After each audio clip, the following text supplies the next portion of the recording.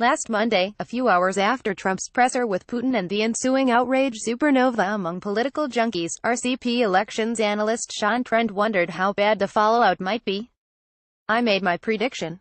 Nothing will happen," Alapundit at Alapundit July 16, 2018. The next day he polled his followers and I doubled down. Same. Alapundit at Alapundit July 17, 2018. "I was wrong. It's actually gone up. Just a tiny bit, but still. There's no backlash to the stinky in Helsinki."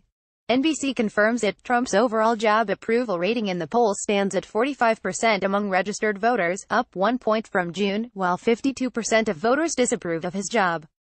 That stability in Trump's numbers stands out given the controversies and news over the past month: the separated families at the border, Trump's contentious NATO meetings, his less contentious meeting with Russia's Vladimir Putin, says Republican pollster Bill McInturff, who conducted this survey with Democratic pollsters Peter Hart and Fred Yang. Indeed, the new NBC WSJ poll finds the president's approval rating among Republican voters at 88%, the highest of his presidency, and 29% of all voters strongly approve of his job, which is another high for Trump in the poll.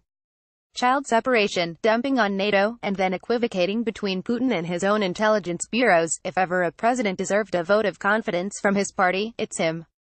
Nothing surprising about this, though. Ed noted a few days ago that two separate polls on Trump's Putin presser found Republicans solidly in favor, adding that the outrage among people outside the media bubble is either muted or very limited to certain demographics. Still, it's worth noting per NBC that not even Republicans are thrilled with his handling of Russia. He's still net positive on that issue within the GOP at 53/15, but viewed in context of his 88% overall rating among Republicans, that's poor. Among all Americans, he's at 26/51 on Russia. NBC is just one poll, though, right? Well, yes, but two other polls conducted since the Putin presser also show Trump's numbers holding firm. Gallup, which began polling on the day of the summit and kept going through yesterday, has him at 42/54 today. Last week they had him at 43/52. That's an almost meaningless decline, essentially statistical noise, and don't forget that Gallup polls American adults generally, not registered voters specifically. Their sample may be a little bluer than most pollsters. Rasmussen, meanwhile, polls likely voters every weekday. A week ago, the day of the summit, they had Trump at 45/54, but today he's up slightly to 46/53.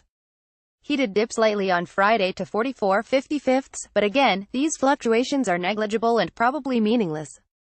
To the extent that dip means anything, it means Trump has already recovered from any hit he took over the Putin press conference.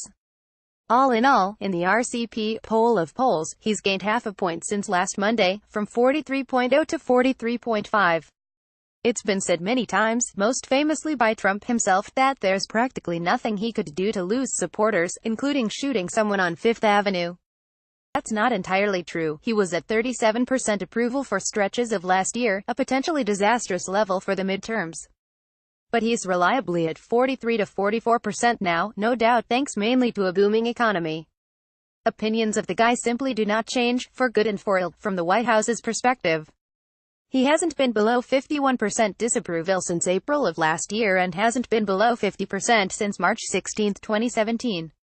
That has to change before 2021 way or another or he's in trouble.